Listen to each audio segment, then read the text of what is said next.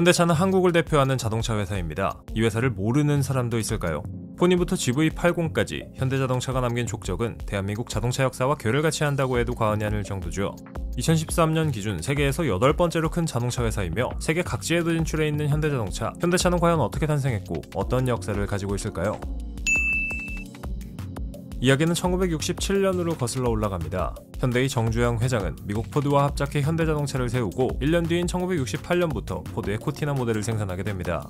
당시에는 독자적으로 차를 생산할 기술이 없었기 때문에 이런 식으로라도 차를 생산하지 않으면 차를 만드는 게 불가능했었죠. 재밌는 건 현대그룹이 원래 건설 쪽으로부터 시작되었다는 사실입니다. 1947년 세운 현대토건이 현대그룹의 모체였고 현대차에도 지대한 영향을 끼쳤다는 건데요. 한마디로 건물 지어 차 만들었던 거죠. 우리에게 익숙한 현대 로고, 알파벳 H를 의미하기도 하지만 다른 의미도 숨어 있습니다. 두 사람이 악수하는 모습이라는 게 현대차의 설명인데 딜러와 고객이 거래를 마치고 하는 악수를 형상화한 거라고 하죠. H 주변을 감싸고 있는 원은 지구를 형상화한 거며 세계로 뻗어나가는 현대차를 상징하는 거라고 합니다. 이거 나중에 갖다 붙인 거 아닌가요?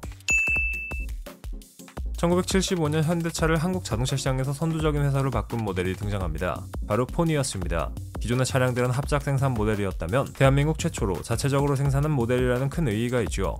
벼락말을 뜻하는 포니에서 유래된 차종의 이름은 공모를 통해 지어졌다고 합니다. 포니의 디자인, 어딘지 모르게 다른 차와 비슷해 보입니다. 현대차는 이 디자인을 이탈리아의 디자이너 조르제토 주지아로에게 맡겼는데 그는 BMW M1과 들로리언 DMC12의 디자인도 담당했습니다. 뭔가 닮아 보이지 않나요?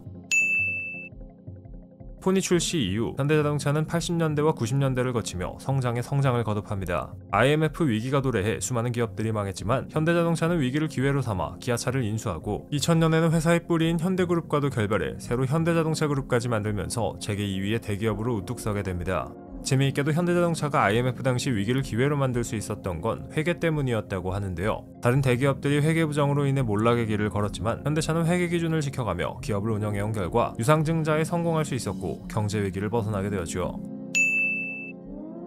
현대차는 해외에서 저렴하고 튼튼해 오래 탈 수 있는 차라는 인식이 강합니다. 물론 해외에서 저가 전략을 펼쳐 가격을 낮추는 것도 있지만 전문가들은 또 다른 원인이 있다고 이야기하기도 합니다. 계열사 중 하나인 현대제철에서 차를 만드는 데 필요한 강판을 저렴한 값에 제공하기 때문이죠. 2017년 기준 현대차는 71.9%의 철강제를 현대제철로부터 조달합니다. 한국 재벌들의 수직적인 경영 구조가 효과를 보는 대표적인 사례겠죠. 현대차가 해외에서 성공할 수 있었던 또 다른 이유 중 하나는 바로 괴상한 보증에 있습니다. 1999년 현대차는 10년 10만 마일 무상 보증 서비스를 미국에서 도입하게 됩니다. 당시 미국 시장 내 경쟁업체와 비교해보면 현대의 이런 전략은 매우 파격적이었는데요. 이 제도를 도입한 해 판매량은 2배가 조금 안 될 정도로 늘었고 4년 뒤에는 그 2배를 간단하게 뛰어넘었습니다. 2017년에는 차량 구입 후 마음에 안 든다면 3일 안에 전액 환불해주는 제도를 도입해 미국 시장에서의 부진을 타파하기 위한 노력을 하기도 했죠. 국내 도입이 시급합니다. 세계 곳곳에 현대자동차의 공장이 있습니다. 2020년 3월 기준 국내에는 울산과 천안, 전주에 공장이 있고 미국과 브라질, 터키, 러시아 등 해외 각지에도 공장이 있죠. 이 중에서 가장 큰 공장은 어디일까요? 정답은 울산 공장입니다. 현대차 울산 공장은 현대차와 기아차를 통틀어 뿐만 아니라 전세계 어느 자동차 제조사와 비교해봐도 가장 큰 규모의 공장을 갖고 있습니다. 사실 크기 면에서는 폭스바겐의 울스버그 공장이 울산을 압도했지만 생산량은 압도적으로 현대가 더 많다고 합니다. 국뽕 준비되셨나요? 기업들이 스포츠팀을 스폰서하는 걸 보는 건 어려운 일이 아닙니다. 현대차도 스포츠팀을 어마무시하게 스폰서하는데 그 규모가 꽤 큰 편입니다. 국내에서는 울산 현대 호랑이나 전북 현대 등이 현대자동차의 스폰서를 받는 팀으로 알려져 있고요. 해외에서는 올림픽 리옹, CSKA 모스크바 등의 축구팀, 미국 미식축구, 월드컵, PGA 투어, 세계 양궁대회 등의 스폰서를 담당했거나 하고 있습니다. 현대차의 장점은 뭐길래 사람들이 현대차를 구매하는 걸까요? 우선 국내에서는 쉽게 접할 수 있다는 게 큰 장점일 겁니다. 어디에서나 쉽게 살 수 있고 수리도 상대적으로 저렴한 비용에 가능하죠. 외제차와 비교해보면 같은 사양의 가격이 저렴한 편이니 합리적인 소비가 될 수도 있습니다. 해외에서는 저렴한 가격에 튼튼한 사양을 가진 차라는 인식이 강합니다. 품질 경영을 제창하면서 생산 관리에 집중한 결과 합리적인 이미지를 확보했죠. 여기까지만 보면 현대차를 구매하는 건 꽤나 괜찮은 선택인 걸로 보입니다. 하지만 많은 사람들이 현대차의 문제점을 지적합니다. 내수차별 문제, 귀족노조 문제, 서비스 문제, 품질 경영을 재창했음에도 불거져 나온 엔진 결함 문제, 오랫동안 이어져온 저가 이미지를 탈피하지 못한 것, 중국 업체의 추격으로 인해 가격 경쟁력을 상실한 것, 다른 자동차 회사들에 비해 연구개발비가 한참 뒤떨어짐에도 10전화되는 거금을 주고 한전부지를 매입한 것 등 사람들이 꼽는 문제점은 수도 없이 많습니다. 현대차는 이 문제점들에 대한 각종 해결 방안을 내놓고 있지만 이를 바라보는 사람들의 시선은 싸늘합니다. 과연 현대차는 이 위기와 문제들을 해결하고 대한민국을 대표하는 자동차 기업으로 남아있을 수 있을까요? 부디 현대차가 무너지지 않고 영원히 차를 생산할 수 있길 바라봅니다.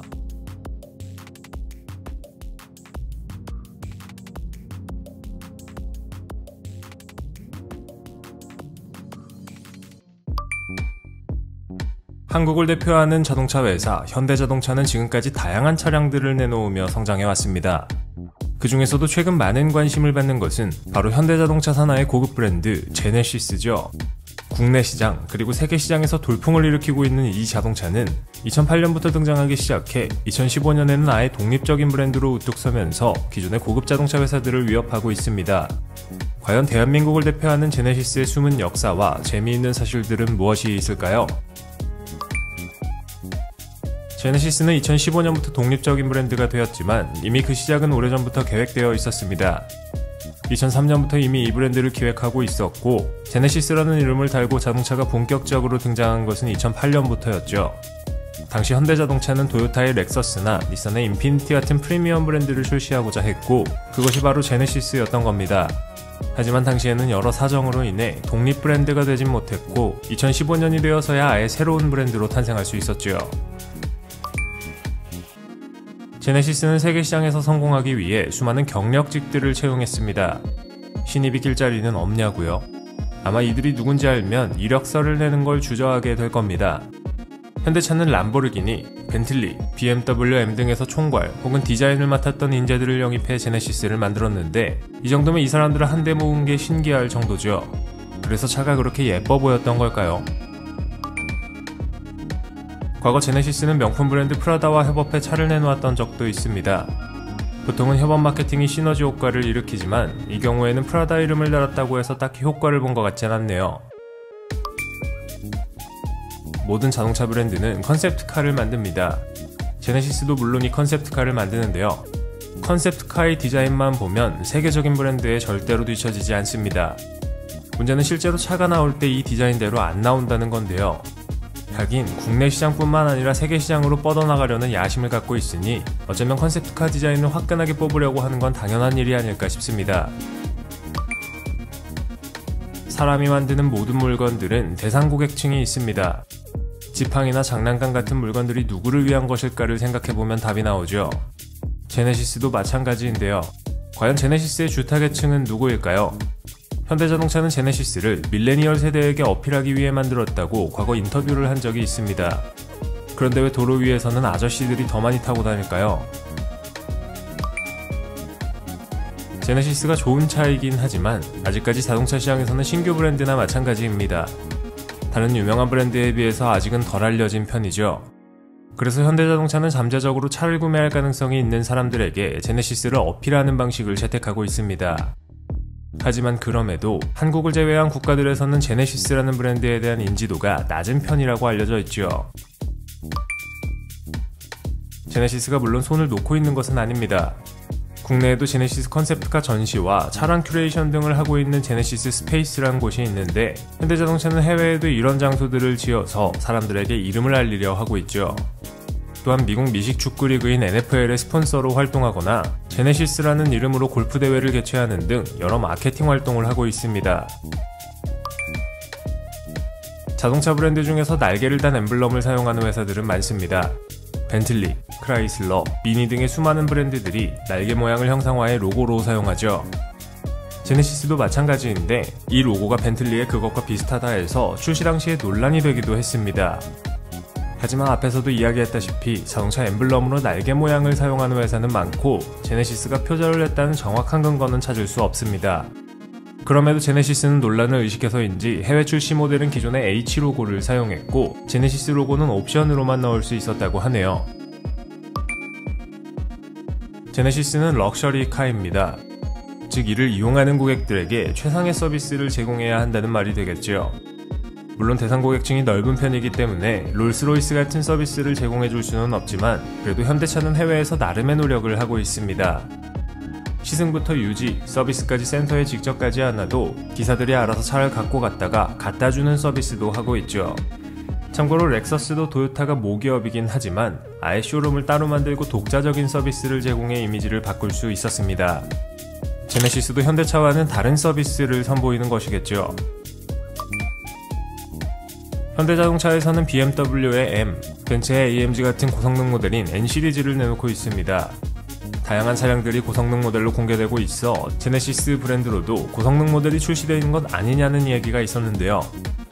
하지만 2021년 9월 현재에는 더 이상 이에 대한 이야기가 없습니다. 대신 제네시스는 앞으로 2025년부터는 전기차 혹은 수소전기차로만 출시될 예정이라고 하네요. 잘하면 무선 충전이 가능한 전기차로 출시될 수도 있다고 하니 어떻게 될지 지켜봐야 하겠습니다.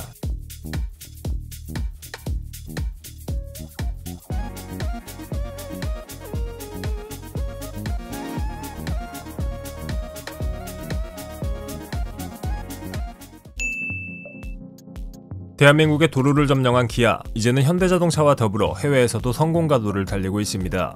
해치백과 SUV, 미니밴과 세단까지 다양한 종류의 자동차를 판매하는 기아는 어디서나 쉽게 볼 수 있는 브랜드죠. 물론 페라리나 포르쉐처럼 역사와 확고한 아이덴티티를 갖고 있지는 못하지만 기본에 충실한 성능과 괜찮은 가격으로 사랑받아왔습니다. 그런데 정작 사람들은 기아의 숨은 재미있는 사실들은 잘 모르는 것 같습니다. 그래서 준비했습니다. 기아에 대한 12가지 사실. 지금은 자동차 회사지만 원래 기아는 자동차가 아니라 자전거와 연관이 있었습니다. 1944년 경성전공이라는 이름으로 설립된 회사는 자전거 부품과 강철 튜브 등을 만들던 회사였는데 나중에 자전거 사업이 분리되어 지금의 삼천리 자전거가 되었고 자동차 생산 산업은 기아차가 된 것이었죠. 그렇다면 자전거 부품을 만들던 회사가 어떻게 자동차를 만들게 된 걸까요? 두 발로 힘을 들이지 않고도 앞으로 나아갈 수 있는 운송수단에 관심을 갖게 되었기 때문입니다. 그래서 기아는 1960년대에는 오토바이를 생산했고 1970년대에는 자동차를 생산했죠. 이후 경성전공은 기아산업으로 이름을 바꿨고 1990년에는 기아자동차로 사명을 변경합니다. 그리고 최근에는 기아자동차에서 기아로 이름을 바꾸면서 기존의 제조업 중심 모델에서 벗어나겠다는 의지를 보였죠.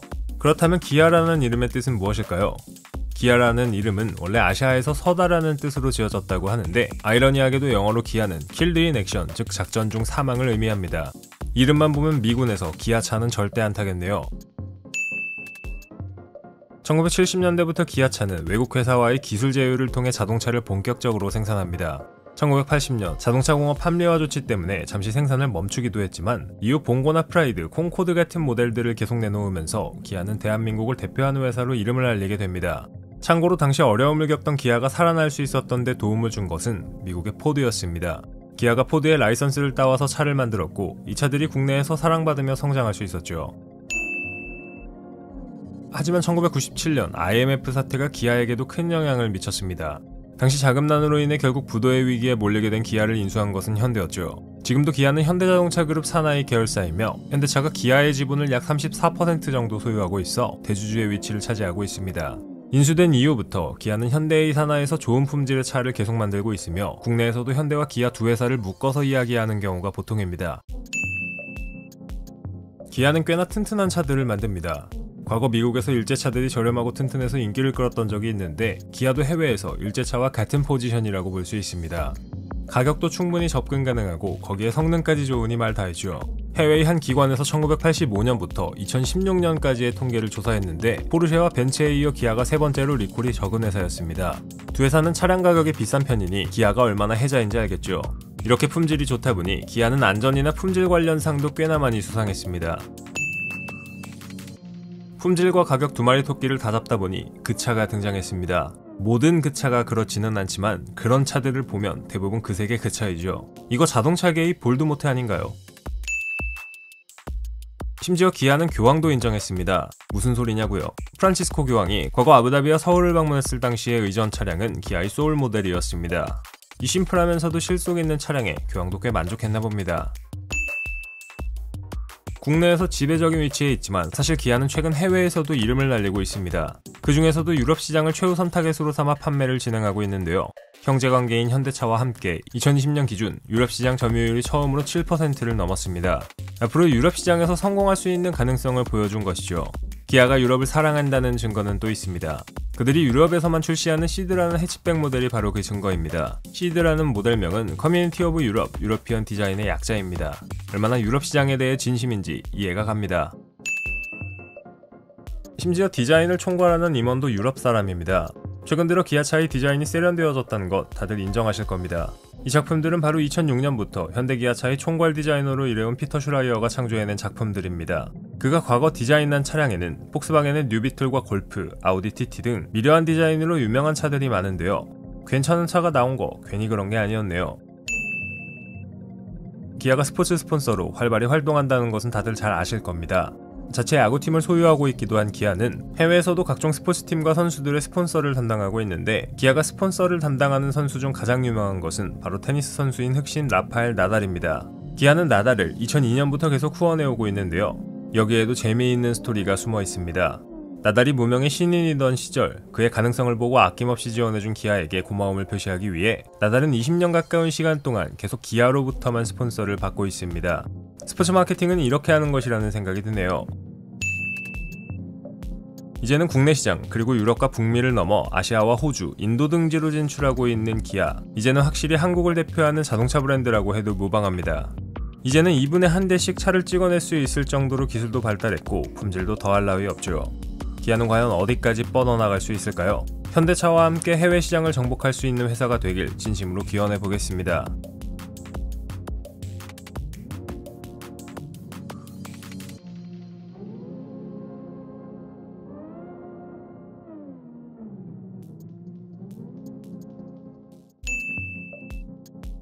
프랑스 출신의 르노는 100년이 넘는 시간 동안 명성을 쌓아온 유명한 자동차 제조업체입니다. 국내에서는 르노 삼성으로 더 친숙한 이 브랜드는 풍부한 역사와 인상적인 차량 라인업으로 혁신, 성능 및 스타일의 대명사가 되었죠. 프랑스에서 시작된 이래로 오늘날의 세계적인 입지에 이르기까지 르노는 다양한 시장과 선호도에 맞는 자동차를 지속적으로 제공해 왔는데요. 과연 르노의 숨은 역사와 재미있는 사실들은 무엇이 있을까요? 르노는 1899년 루이 르노와 그의 형제 마르셀 그리고 페르낭에 의해 소시에테 르노 프레레라는 이름으로 설립되었습니다. 현재는 100여 개국 이상에서 차량을 판매하며 최고의 자동차 회사 중 하나로 손꼽히는 르노인데, 설립되었을 즈음에도 꽤 이름을 날렸죠. 1909년에 런던 택시의 절반 그리고 파리 택시의 3분의 2가 르노였을 정도라고 하니 국민차였다고 할 수 있습니다. 1910년대에는 이런 성공을 기반으로 유럽 최대의 자동차 기업이 되었죠. 르노는 2차 대전을 겪으면서 브랜드 이미지에 많은 타격을 받았습니다. 프랑스 점령 당시 독일군이 르노의 군수물자를 생산하게 했는데 루이 르노는 처음엔 거절했으나 현실적인 이유 때문에 결국 나치의 부역자로 트럭을 생산해냈죠. 이런 이유 때문에 당시 르노의 80% 이상의 생산시설이 연합군에 의해 파괴되기까지 했습니다. 그리고 나치에 협력했기 때문에 르노는 매국노라는 이미지가 남아있죠. 반면 경쟁사인 푸조는 나치에 대항하여 스스로 공장을 폭파하고 로켓 설계도를 연합군에 넘기는 등의 행동으로 독립투사라는 타이틀을 획득했습니다. 참고로 르노의 창립자인 루이 르노는 독일에 협력한 죄로 감옥에 갇혀있다가 1944년 생을 마감했습니다. 혹시라도 앞잡이 역할을 생각하는 분이라면 이 일을 교훈으로 삼는 게 좋겠네요. 과거 르노에서 만들었던 FT171이라는 탱크는 나중에 까르띠에 탱크 모델이 탄생하는 데 영향을 미쳤습니다. 잘 보면 둘이 비슷하게 생겼죠. 전쟁이 끝난 뒤인 1945년 르노는 프랑스 정부의 소유가 되었다가 1996년이 되어서야 다시 민간기업으로 바뀌게 됩니다. 민간기업으로 바뀐 뒤에 르노가 한 일은 바로 일본의 자동차 기업 닛산과의 협력관계를 구축하는 일이었죠. 1999년 탄생한 르노 닛산 얼라이언스를 통해 두 회사는 지분을 교환했는데, 당시 재정난에 빠졌던 닛산의 주식 일부를 르노가 인수하고 협업 효과를 강화하기 위해서였습니다. 덕분에 현재는 다치아, 알파인, 인피니티, 미쓰비시 등의 자동차 브랜드를 소유한 세계에서 세 손가락 안에 드는 거대한 자동차 동맹으로 성장했는데요. 두 회사는 서로 부품을 공유하는 등의 방식으로 협력을 강화해 왔는데, 바꾸어 말하면 르노의 부품을 닛산 자동차에 사용할 수도 있다는 이야기입니다. 세계 3대 자동차 기업답게 르노가 레이싱에도 많은 공을 들이고 있다는 사실 알고 계시나요? 르노는 20세기 초부터 레이싱 대회에 참가했으며 관련 기업들을 직접 인수해 운영하기까지 했습니다. 1970년대 들어서는 자신들이 만든 차로 이름난 레이싱 대회인 르망24에서 우승했습니다. 이외에도 다양한 랠리와 F1에서 족적을 남기며 자신들을 알려왔죠. 여러 번 소유주가 바뀌었지만 오랜 기간 동안 변하지 않은 게 있습니다. 바로 르노의 로고죠. 르노의 다이아몬드 엠블럼의 이름은 로장지입니다. 프랑스어 단어인 로장지는 말은 모를 듯하며 1925년부터 르노는 이 로고를 사용해왔죠. 기본적인 모양은 유지한 채 여러 번의 변화를 거쳐 현재의 다이아몬드 모양이 탄생했는데요. 손가락 모양은 절대 아닙니다. 의외로 르노가 총력을 기울여 만드는 게 있습니다. 바로 전기차인데요. 2013년부터 르노는 조에나 트위지 같은 전기차들을 내놓으면서 유럽에서 전기자동차 판매의 선두주자가 되었습니다.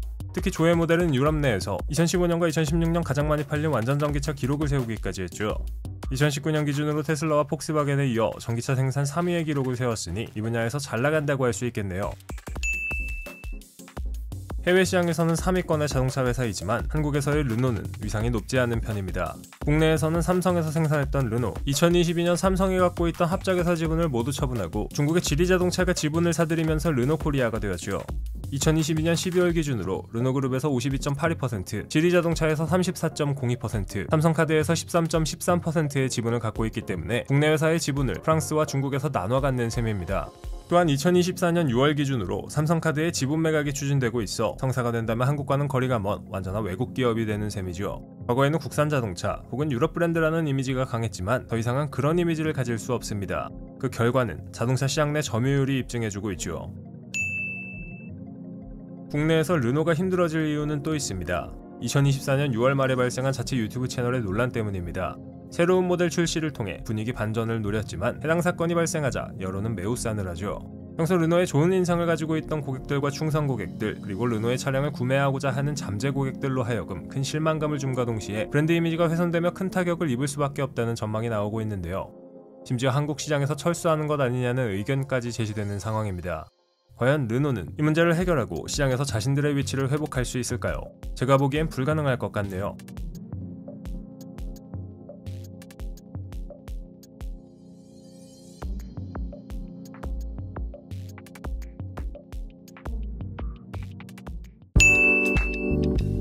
최근 SUV가 많은 인기를 끌고 있다는 건 부정할 수 없는 사실입니다. 그런데 국내에서 이 SUV를 가장 먼저 내놓은 회사가 어딘지 아시나요? 바로 오늘 설명할 한국 출신의 자동차 브랜드 더블드래곤 쌍용입니다. 1955년 처음 시작된 이래로 한국 최초의 SUV 코란도를 내놓으며 지금까지 그 이름을 이어오고 있는 쌍용을 모르는 사람은 없을 것이라고 생각됩니다. 과연 우리에게 널리 알려진 쌍용의 숨은 역사와 재미있는 사실들은 무엇이 있을까요? 코란도와 무쏘, 체어맨, 티볼리와 렉스턴 같은 차로 우리에게 잘 알려진 쌍용. 더블드래곤이라는 이름이 붙게 된 것은 1986년입니다. 원래는 하동환 자동차 제작소라는 이름으로 버스나 트럭 등을 만들어 수출하던 회사는 다른 회사들을 흡수하고 순항하고 있었죠. 이 시기에 우리에게 잘 알려진 코란도 모델도 처음 등장했습니다. 그런데 회사는 잘 나갔지만 하동환 회장은 당시 자금난을 겪고 있었습니다. 신차 개발에 꽤 많은 돈이 투입되었기 때문이지요. 부담이 되던 때에 그에게 손을 내민 것은 쌍용그룹의 총수였던 김석원 회장이었는데요. 이 과정을 거쳐 대기업을 등에 업은 덕분에 1988년 쌍용 자동차가 탄생하게 됩니다. 2022년 6월 기준으로 쌍용은 얼마 전까지 인도의 마인드라라는 회사 소유였습니다. 물론 지금은 서로 각자의 길을 가기로 결정했지만 말이죠. 그런데 의외로 쌍용이 마인드라뿐만 아니라 다른 외국 차와도 깊은 연관성이 있다는 걸 알고 계시나요? 바로 좋은 차 하면 빠지지 않고 등장하는 독일의 벤츠입니다. 90년대부터 쌍용은 벤츠와 기술 제휴를 통해 차를 내놓았는데요. 이렇게 해서 가장 먼저 탄생한 차량이 바로 무쏘입니다. 재미있는 건 해외에 수출된 무쏘 중에는 아예 벤츠 로고를 달고 출시된 차도 있었다는 겁니다. 한마디로 쌍용차 가격에 벤츠를 살 수 있었던 것이죠. 물론 지금도 벤츠 엔진을 사용하는 등 밀접한 관계를 유지하고 있습니다. 재밌는 건 사실 쌍용 자동차의 주인만 여러 번 바뀐 것이 아니라는 점입니다. 탄생 후부터 지금까지의 이름만 봐도 하동환 자동차 제작소, 동아자동차, 쌍용 자동차의 순으로 이름이 3번이나 변경되었고 도중에 인수합병한 회사들까지 합치면 그 이름의 개수는 꽤나 많습니다. 쌍용이라는 이름이 어떻게 탄생했는지 궁금하신가요? 쌍용 자동차의 모기업은 쌍용양회, 즉 시멘트를 생산하는 회사였는데 이 회사의 시멘트 공장이 가장 먼저 위치한 강원도 영월군 서면 쌍용리에서 그 이름을 따왔습니다. 한마디로 강원도의 힘이네요. 영국 왕족 중 하나이자 왕위계 승순위 12위인 앤공주는 쌍용 코란도의 팬으로 알려져 있습니다. 우리나라 사람이 아닌 다른 나라 사람한테 인정받았다고 하니 뭔가 국뽕이 차오르는 순간입니다. 90년대까지는 잘 나갔지만 당시의 쌍용 자동차 내부는 문제가 많았습니다. 적자가 계속되었고 신차 개발에 많은 돈을 투입했으며 심지어 IMF까지 터졌던 것이죠. 결국 1998년 쌍용은 대우자동차와 합병되었고 이후 대우자동차가 망하면서 2004년 중국의 상하이 자동차에 2011년에는 인도의 자동차 회사인 마힌드라에 인수되어 현재에 이르렀습니다. 지금은 마힌드라도 손 털고 나갔으니 세보면 주인이 꽤 많이 바뀐 셈이네요. 우리에게 익숙한 쌍용의 차들은 대부분 SUV입니다. 그런데 쌍용에서 로드스터를 만든 적이 있다면 생긴 것도 클래식해 보이는 이 오픈카의 이름은 칼리스타로 1991년 출시되었지만 가격이 너무 비싸서 78대만 만들고 단종되었습니다. 여러분도 아시겠지만 우리가 흔히 보는 쌍용 자동차의 로고는 두 개입니다. 원이 3개 있는 3서클 로고는 우주공간에서 쌍용만이 가질 수 있는 특유의 정체성을 나타냈다고 하고 원래는 해외용으로 탄생했지만 현재는 내수용에도 사용되는 날개 모양 로고는 도약 혹은 비상을 의미한다고 합니다. 하여간 갖다 붙이기 좋은 게 있어 보이는 건 맞는 것 같네요. 한때는 위기를 겪었지만 코란도와 렉스턴, 티볼리 같은 차들을 내놓으면서 기사회생했던 쌍용. 과연 이 차들의 이름은 어떻게 탄생한 걸까요? 대형 SUV 렉스턴의 경우 왕을 의미하는 라틴어 렉스와 품격을 의미하는 영어 톤을 합성한 단어이며 무쏘는 코뿔소, 티볼리는 이탈리아의 동네 이름입니다. 그리고 쌍용의 역사에서 빼놓을 수 없는 코란도라는 이름은 얼핏 들으면 동물 이름 같지만 사실 한국인은 할 수 있다라는 영어 문장을 함축해 만든 이름이라고 하네요. 처음 창립된 시기부터 지금까지 주인이 꽤 많이 바뀐 쌍용은 여전히 자동차를 만들고 있습니다. 쉽게 말해 기구한 운명이라고 할 수 있을 정도죠. 물론 롤스로이스 같은 자동차와 쌍용을 비길 순 없겠지만 롤스로이스도 주인이 여러 번 바뀐 고난을 겪고 현재에도 살아남아 있다는 걸 생각해보면 쌍용도 그러지 말라는 법은 없습니다. 물론 여러분도 아시다시피 현재의 미래가 불투명하긴 하지만 인생에 항상 어두운 날만 있으라는 법은 없으니까요. 앞으로 한국 출신의 자동차 브랜드라는 자존심을 걸고 쌍용이 살아남아 좋은 차들을 만들어주길 기대해보겠습니다.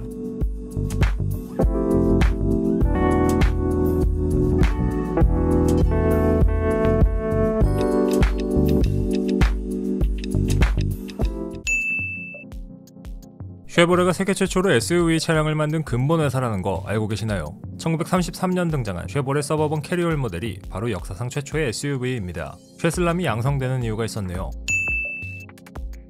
쉐보레는 1911년부터 등장한 미국의 자동차 브랜드로 현재도 전 세계에서 널리 사랑받고 있는 자동차 중 하나입니다. 승용차부터 픽업트럭, SUV까지 다양한 라인업을 보유한 쉐보레는 일상적인 이동은 물론 아웃도어 활동과 상업용 차량으로도 폭넓게 활용되고 있으며 국내에서는 쉐슬람을 양성해 사회적인 문제를 일으키기도 했죠. 설립 이후 혁신적인 기술과 대중적인 디자인으로 운전자들의 꾸준한 지지를 받으며 성장해온 쉐보레. 과연 어떤 역사와 재미있는 사실들이 숨어있을까요? 역시 쉐보레 하면 떠오르는 건 특유의 노란색 십자가 로고입니다. 이 로고는 쉐보레의 창립자 윌리엄 듀란트가 만들어 1913년부터 사용하기 시작한 로고인데요. 이 로고는 그가 방문했던 호텔 벽지에서 금빛 십자가 패턴의 영감을 받아 만들어졌다고 합니다. 영어로 이 로고를 보타이 로고라고 부르는데 턱시도를 입을 때 매는 보타이와 매우 유사하게 생겨서입니다. 쉐보레는 1911년 시작해 2년 후인 1913년부터 첫 번째 양산 차량을 판매했습니다. 당시 그들이 처음 내놓은 시리즈 C는 좋은 차량이었지만 안타깝게도 경쟁사인 포드의 자동차이자 대량 생산의 아이콘 모델 T에 밀려 큰빛은 보지 못했죠. 하지만 그렇게 좋지 않은 시작에도 불구하고 쉐보레는 지난 100년 동안 5억 대 이상의 차량을 생산하면서 계속 이어져 왔습니다. 그리고 여전히 세계에서 그 이름을 알리고 있죠. 참고로 윌리엄 듀란트 말고도 쉐보레의 창립자가 한 명 더 있었습니다. 바로 당시 레이서로 이름을 날리던 루이스 쉐보레인데요. 회사의 이름도 그의 성을 따 지어졌지만 정작 그는 회사가 창립된 지 3년 만에 회사를 떠났습니다. 당시 루이스 쉐보레는 고급 자동차를 만들고 싶어 했고 윌리엄 듀란트는 누구나 살 수 있는 합리적인 가격의 차량을 만들기 원했기 때문이었는데요. 그래서 쉐보레는 홍철 없는 홍철팀이나 마찬가지죠. 루이스 쉐보레가 떠난 이후 윌리엄 듀란트는 제너럴 모터스라는 미국의 자동차 회사와 쉐보레를 합병합니다. 이후 쉐보레는 오랜 기간 동안 GM의 자회사였으며 현재도 캐딜락, GMC와 함께 GM의 대표 브랜드로 사랑받고 있습니다. 참고로 모기업 GM의 계열사 중에는 과거 대우그룹에서 운영했던 대우자동차도 있었죠. 지금 한국에서 판매되는 쉐보레는 대우자동차가 망한 이후 GM에서 한국 시장에 들어와 만드는 브랜드입니다. 한국 시장에 들어온 게 별로 안 되었다고 생각할 수도 있겠지만 의외로 쉐보레는 한반도에 오래전에 들어왔죠. 1920년대 테일러 형제를 통해 쉐보레이 차들이 수입되어 일제강점기에 조선을 누볐는데요. 당시 이름은 시보레였습니다. 정말 시보레스럽네요. 일반적으로 차량을 탁송받을 때 보통 차를 수평으로 놓아 트럭에 고정시키고 내릴 때는 후진으로 차를 내립니다. 하지만 쉐보레는 좀 독특한 배송 방식을 이용했는데 바로 차량을 수직으로 세워 실은 뒤 배송하는 방식이었죠. 1970년대 사용되었던 이 방식은 공간 효율성을 증대시키는 효과를 가져올 수 있었습니다. 근데 저렇게 세우면 차 망가질 것 같은데 아닌가요? 쉐보레 차량 중에 터보 타이탄이라는 트럭이 있었습니다. 과거 출시되었던 터보 타이탄 모델의 운전석은 이렇게 생겼죠. 이거 운전 어떻게 하라는 걸까요? 쉐보레를 대표하는 모델들은 차고 넘치지만 그중 카마로는 쉐보레의 역사에서 한을 긁은 차가 아닐까 싶습니다. 모터스포츠에서 인기를 얻으면서 쉐보레는 포드의 머스탱에 대항할 수 있는 머슬카도 같이 만들고 싶어 했는데 덕분에 나온 게 카마로였죠. 첫 차량이 1966년 출시되었고 본토인 미국에서는 가장 인기 있는 차종 중 하나일 정도로 사랑받습니다. 그런데 원래 카마로의 이름이 다르게 출시될 뻔했다는 거 알고 계시나요? 카마로는 원래 개발 단계에서 펜서라고 불렸습니다. 펜서 자체가 표범이라는 뜻도 있지만 1965년 결성된 미국의 흑인운동단체의 이름이기도 했는데 1960년대 후반의 혼란스러운 분위기 속에서 오해를 살 수 있는 이름은 위험했기에 결국 카마로라는 이름이 선택되었죠. 현대차가 차 모델명을 민주노총이나 참여연대라고 하지 않는 것과 같습니다. 카마로와 함께 쉐보레의 대표 모델인 스포츠카 콜벳, 잘 빠진 모습이 남자들의 스피드에 대한 욕구를 불사릅니다. 그런데 이 이름 어떻게 탄생했을까요? 콜벳의 이름은 해군 역사에서 유래했습니다. 기동성을 우선으로 제작된 경무장한 작은 군함을 보통 코르벳이라고 불렀는데 당연히 빠른 속도를 자랑하기 위해 이런 이름을 붙여주었죠. 처음 콜벳이 등장했을 때 차를 강철이 아닌 유리 섬유로 만들었습니다. 덕분에 차체는 가벼워졌고 독특한 모양의 상징적인 디자인이 탄생할 수 있었습니다. 이렇게 오랜 역사를 거치며 수많은 이야기를 만들어낸 쉐보레, 현재는 단순한 자동차 브랜드를 넘어 글로벌 모빌리티 시장을 선도하는 기업으로 성장했습니다. 전기차 볼트 EV, 픽업 트럭 실버라도, 스포츠카 콜벳과 머슬카 카마로 등 다양한 모델을 통해 소비자의 다양한 요구를 충족시키고 있으며 자율주행 기술과 친환경 차량 개발에도 힘을 쏟고 있습니다. 과연 쉐보레는 자동차 산업에서 어디까지 도약할 수 있을까요? 그 행보가 더욱 기대됩니다.